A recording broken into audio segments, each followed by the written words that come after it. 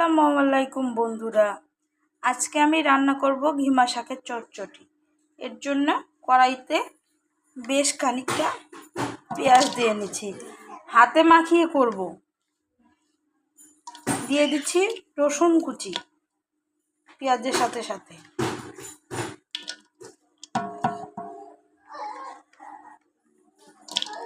দিয়ে দিচ্ছি কাঁচামরিচের ফালি।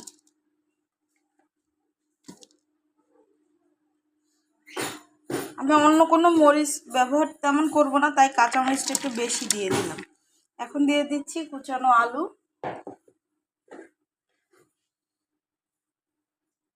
শাকটা দিয়ে দিলাম।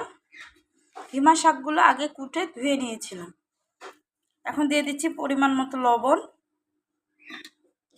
দিয়ে দিচ্ছি হলুদের গুঁড়ি,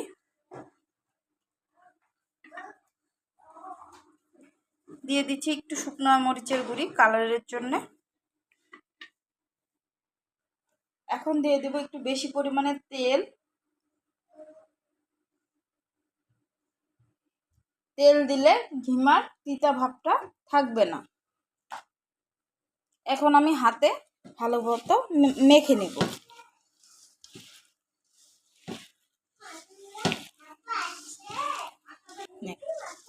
হাতে যে কোনো কিছু মাখলেই তার স্বাদ অনেক বেড়ে যায়। আর এই মাখতে মাখতে অনেকটা তরকারি থেকে পানি ছেড়ে দিবে। আমি এক্সট্রা করে আর পানি ব্যবহার করব না। দেখেন তরকারিটা মাখা হয়ে যাচ্ছে।